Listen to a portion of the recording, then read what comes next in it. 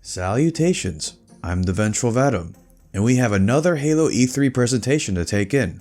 Like I've done with my past Halo E3 videos, I won't be going super analytical with this one, as other channels have already thoroughly combed through most of this year's content.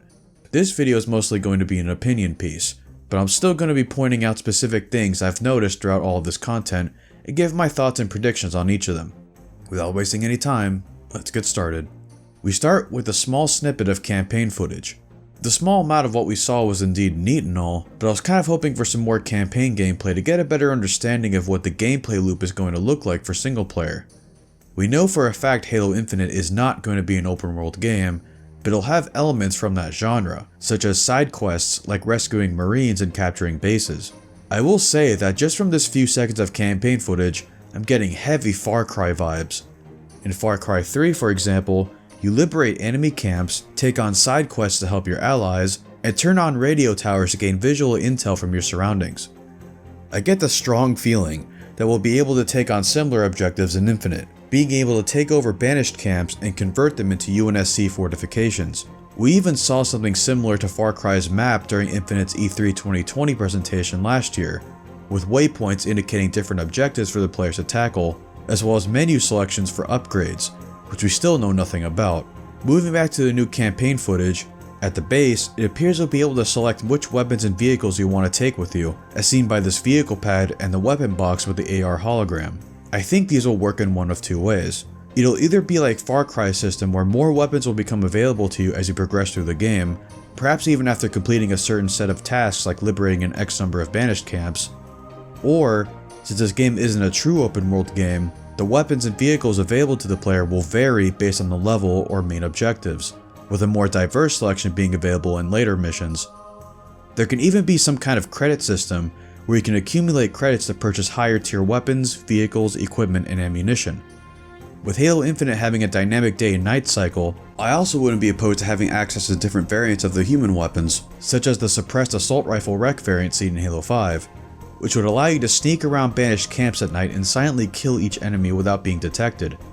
A question I have about this weapon box and vehicle pad is, will they just be limited to UNSC weapons and vehicles? Will we be able to capture banished gear and select them for your next loadout? Also, the squad of Marines seen at this base could mean you'll receive them after either taking a banished base, after rescuing them during a side quest, or both. I can imagine you'll be able to recruit individual Marines and bring them with you on missions, kind of like the squad recruitment mechanic seen in Halo Reach's campaign. After the brief in-game campaign preview, we have a cutscene that seems to take place immediately after the Discover Hope trailer from 2019. Many have said it already, but this sequence gives off mad Halo 4 announcement trailer vibes. I particularly love how respectful Chief is being with each of the deceased Marines by not forcefully shoving them away. After this, we get to see the internet's newest waifu, the Weapon. An AI designed to mimic Cortana and lock her down so the Master Chief could take her to the Infinity. I get the feeling we'll be seeing her and the Chief clashing at various points in the story, not only because she shows a bit of sass towards the Chief in this scene, but also due to her likeness to Cortana making the Chief uncomfortable as well. We can even see a bit of that here with how he responds to the Weapon's insult towards him, as that comment is eerily similar to something Cortana would have said to him in the past. I can't wait to see the potentially turbulent dynamic between these two along with Cortana if the three of them end up being in the same room. Overall, the campaign portion of this review was pretty good, but I'm a bit bummed that we didn't get to see more of what the campaign gameplay is going to be like. A spoiler alert, but the multiplayer portion of this event, which I'll be talking about shortly, ends up doing a pretty good job showing the audience what to expect from the multiplayer component for Halo Infinite. However, I'm still somewhat in the dark about the campaign, even with last year's gameplay demo. I'd like to know what the gameplay loop is going to be like, such as what we'll be doing in between missions in these expansive environments, what will the side missions be like, what kind of upgrades will we be able to unlock, and will there be a credit or skill point system tied to these upgrades? 343 did say E3 was primarily a showcase for Halo Infinite's multiplayer, so I'm expecting them to want to show off campaign stuff at a different convention like Gamescom or PAX West. I don't even want that much coverage on the single player mode because I don't want that many spoilers, just a showcase detailing what the gameplay will be like from mission to mission. 343 released 2 videos about the multiplayer, a reveal trailer on the 13th, and an extensive overview the day after. I'll start with the reveal trailer. Most of what's in here is already in the longer overview video, so I'm only going to talk about the parts not heavily mentioned in the overview. Some weapon spawns, like this one here for the Commando, look to be using a similar version of the weapon holder seen in Halo Reach. Whether or not these are forgeable and hold just about any weapon is yet to be known. The player then throws a piece of equipment called the Threat Sensor that pings enemy positions through walls, much like Halo 4's Promethean Vision, but this seems to only work within the equipment's pulse radius. It reminds me a lot of the motion sensors from the Battlefield Bad Company games, which do something similar but without the wall hacks. It's confirmed that the grapple shot is going to be a map pickup in multiplayer, and I'm assuming what the player is walking over in this shot is a grapple shot spawn, which they use to grapple to the ceiling and no-scope another player with a sniper rifle. We then see a brand new weapon. We don't know what it's called, but it's a charge-up weapon that fires ricocheting projectiles that disintegrate enemies much like Promethean weapons do. Shortly after, we see a Spartan using another piece of equipment called the Repulsor, which will deflect incoming projectiles. We see it deflecting a plasma pistol overcharge shot, but I also wonder if it'll deflect faster projectiles like sniper rounds. It'll definitely see use bouncing back rockets though, that's for sure. We then see sprinting with the battle rifle, but something worth mentioning is the player is able to immediately stop sprinting and fire the weapon with seemingly no transition animation. It's currently unknown if that's intentional or not. We then transition to Behemoth, a map that looks very much like a spiritual successor to Halo 3's Sand Trap, and the player gets a kill with the Commando, which looks to be pretty strong. It's not really known if the Commando is going to be tiered as a power weapon like the Saw was in Halos 4 and 5, or a mid-tier weapon like the Needler or Bulldog, but like I said last year, if it is tiered as a loadout weapon like the AR, I hope the Commando doesn't completely outclass the AR in terms of performance. We then see the player use the grapple shot to bring another new weapon, the Skewer, towards them, and use it against a Warthog. I am curious as to how the weapon swapping mechanics relating to the grapple shot will work. Will it only work if you have an open weapon slot, or will you drop your primary weapon in favor of whatever you just grappled to yourself? The player then grapples to a Wasp and hijacks it to perform a grapple jack. Seeing the grapple shot used multiple times also makes me wonder how many times we'll be able to use the equipment before it runs out of charges, since we don't see any HUD elements on screen other than the weapon's crosshairs. The next part of the trailer takes place on Fragmentation, a map that gives off heavy Valhalla vibes, and the Halo Reach design for the Scorpion is seen to make a return. I really like the design for the flag. It seems to be using a holographic material much like the Brute Captain flags in Halo 2, and when the player moves with it, the eyes on the skull on top of the flagpole make contrails, which is a nice touch. Next we see the new Oddball, and a spray paint of Master Chief on the wall. Perhaps there's going to be spray paints that players can apply to hard surfaces, and that itself can be a customizable option. It'd actually be pretty cool if you can apply them to vehicles as well. This also could just be a map decal specific to the spot, so I'll just dampen my expectations until we get confirmation. The last part of the trailer showcases the new Yoroi armor, which looks badass, but it also shows off weapon launching with grenades. It seems to work exactly the way it does in Halo 5. Here's hoping that we can also launch equipment with plasma grenades too. We now move on to the multiplayer overview video, which covers a lot of information. One thing I did notice is now there's an actual weapon icon when the player walks over a weapon. In last year's demo, when the player walks over the Commando for example, it just shows the weapon's full name as well as different attributes associated with the weapon. Now there's a visual icon of the weapon included with the weapon name, and a small graphic of some kind next to the name. I'm certain this symbol is associated with human weapons that fire kinetic bullet projectiles, while this weapon seen when hovering over the pulse carbine is tied to weapons that fire plasma projectiles.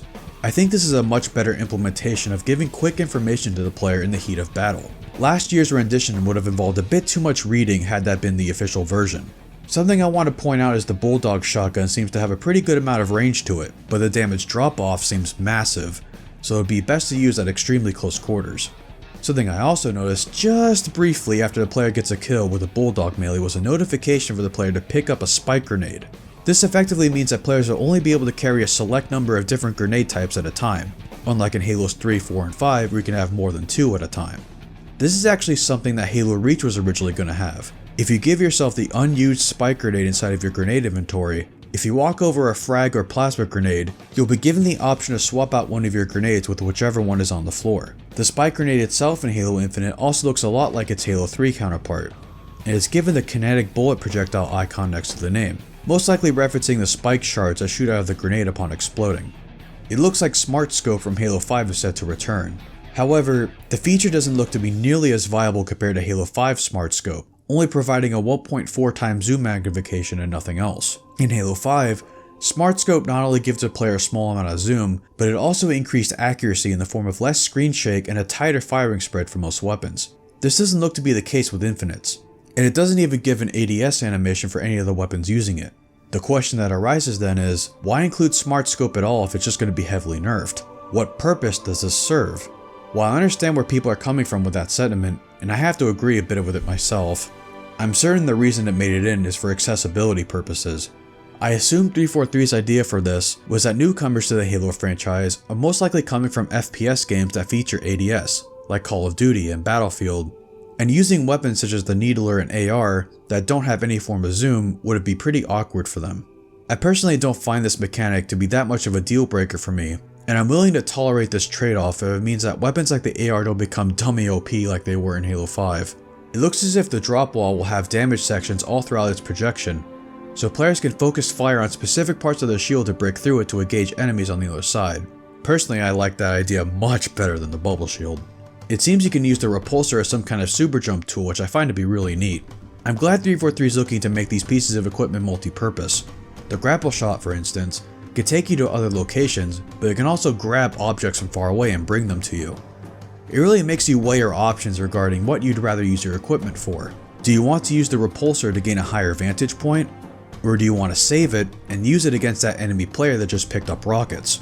Players are now capable of picking up active camo and overshield and store them like other forms of equipment. Initially I was a bit concerned about the idea of being able to use overshield whenever you want, but it looks like it takes quite a bit of time to activate it, and you even see a player attempting to activate it in the middle of a gunfight and failing to turn it on in time, dropping the equipment and allowing the enemy to walk away with it. Something I also noticed was when the player grappled the active camo to themselves, there's a small blue light from the equipment piece that illuminates the player. Hopefully other players can see that, which will help enemies distinguish who is holding the active camo so they can focus their attention on them before they can use it. This next part about the vehicles is really intriguing to me as someone who loves to cover Halo beta content. Vehicle damage is a lot more involved gameplay wise now, with performance being affected depending on what part of the vehicle is broken. The example shown in the video is a blown off Warthog tire affecting the way the vehicle moves and turns. This is actually something Halo 2 was originally going to include with its destructible vehicles. In the E3 2004 presentation for Halo 2's multiplayer, Joe Staten is talking about how vehicle handling will be affected when they take too much damage, and they show it off on stage. Vehicles in Halo Infinite also enter what is called a doomsday state. When a vehicle is on fire, it only has a small amount of time left before it spontaneously explodes. The Xbox 360 Halo Reach beta featured a similar mechanic for its vehicles. When they caught fire, they play an alarm sound effect for a few seconds, then they explode. I'm personally really happy to see all these beta concepts being looked at again and becoming fully realized features for Halo Infinite. I just hope the vehicles have more health this time, especially now that the Doomsday mechanic is being involved. A new vehicle was shown off called the Razorback, a cousin to the Warthog. It's effectively an evolution of the Troop Transport Hog, and it has a storage compartment in the back that can hold weapons, turrets, fusion coils, and even objectives like flags. Something I want to point out about the new Wraith is not only does it look endorsed by Shadow the Hedgehog, but the plasma turret is a similar variant to the one used by Halo 5's anti-air Wraith, which will most likely mean the turret is going to pack a punch, or it's just going to be the standard plasma cannon variant including a shield for protection. The vehicle delivery system they talked about had many people initially worried that Ordnance from Halo 4 was returning, but all this really is the spawning mechanic for the vehicles. Instead of materializing from thin air, Pelicans will drop off vehicles that are commanded to respawn. I wonder how this interaction is going to be like in Forge. What will happen if you place a vehicle inside a building or a cave? The next part of the overview video has to do with player expression, and the first bit of that has to do with personal AIs. These will give you situational updates during matches, most notably during objective game modes. These little AI holograms are cute and all, but I do want to know what their purpose is beyond essentially being a secondary multiplayer announcer. At the very least, you'll be able to hear their lines alongside Jeff Steitzer's lines.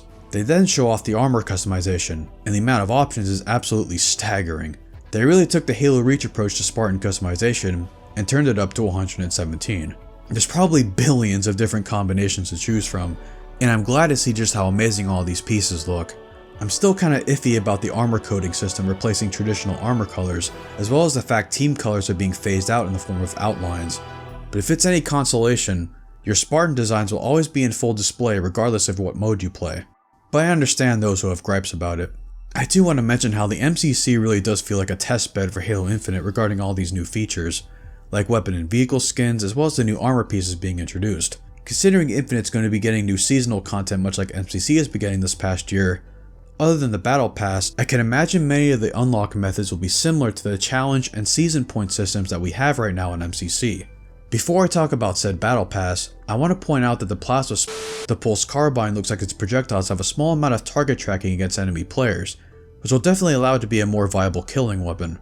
Something else I want to point out is the battle rifle seems to have a different targeting reticle here, unlike in the multiplayer reveal trailer. Whether this is a confirmation of customizable reticles, or if this is just because the builds between the two videos are different, is still up in the air. The battle pass looks to be pretty solid. Unlike battle passes that you see in the other games, this one, as well as future passes, will never expire and will always be available to you. No loot boxes either. And there will be items that you can unlock just by playing the game. And nothing within these passes will alter gameplay in any way and just be cosmetic. This is honestly the best way 343 and Microsoft could have gone with a battle pass system, and I'm happy it doesn't look to be predatory. 343 then goes on to talk a bit about how the multiplayer portion of the game is free to play and cross-platform, but I really want to talk about the Academy. I really like where the Academy is going. It looks to help newcomers of the franchise become acclimated with the nuances of Halo's gameplay, and one of the biggest things they're introducing to aid with this is bots. Having bots be available will allow everyone to get used to so many of the game's concepts, with examples such as potential kill times for certain weapons, seeing how the equipments work against a player, how lethal the vehicles can be, and so on and so forth. Even more experienced players can just chill in a bot match and have a relaxing time and not get tilted by whatever happens in matchmaking. You can even control the difficulty for these bots, which will allow players to continuously improve their skills as they climb up the difficulty levels. Really excited for bots, and while they confirm that they'll even make an appearance in custom games and replace any player that quits the session, I hope they also do this for social matchmaking playlists as well. So what are my overall thoughts? I think this is, without a doubt, the best showcase of Halo Infinite we've seen up to this point. Last year's presentation did leave a lot of us worried, including myself, and as a response to not only fan feedback, but the pressures that came with the global pandemic, 343 and Microsoft made the right call to delay Halo Infinite for another year. This allowed the devs to really polish the game and use the right bug spray against any errors plaguing the experience. Multiplayer is looking to be an amazing component for Halo Infinite, and I can't wait to see more. However, like I said in the beginning of the video, I still have a lot of questions regarding campaign. I get E3 is primarily meant to be about multiplayer this time, but I really do hope that at some point within the next few months, whether it's in a new VidOg or if they're willing to show more at a future convention, 343 goes into detail in the campaign's gameplay loop on and in between missions. As someone who's primarily a PvE player, this is what I'm mostly interested in seeing. I really want 343 to sell me their campaign. Give me a reason why, other than just to complete the main story, I should spend hundreds of hours in these massively open environments. I don't want a repeat of Halo 3 ODST's Mombasa Streets, where there really wasn't much going on there, and while I guess that was the point of Mombasa Streets, being a quiet, desolate cityscape, I don't want the same to be the case for Infinite. I also really want to know more about the open world-esque features like the upgrade system, the side missions, capturing banished strongholds and converting them to UNSC outposts, and potentially finding any secrets along the way. I really want to invest a ton of time into this campaign. And while I don't want most of the main story missions to be spoiled to me, I just want to know what the campaign gameplay loop will entail. One more thing. Fingers crossed for Halo Infinite mod tools. I doubt we'll get them at launch, but hopefully it's shortly after. And that's going to be it with this response video. If, and only if, you enjoyed this video, hit the like button, subscribe for more Halo content from this channel, hit the bell icon to never miss an upload, and appease the algorithm gods by starting your comment with hashtag Halo Infinite E3 2021 and share your thoughts on what we've seen. Follow me on Twitter for more updates regarding anything I'm doing. This is the Vengeful Vadam, and I'll see you on the great journey.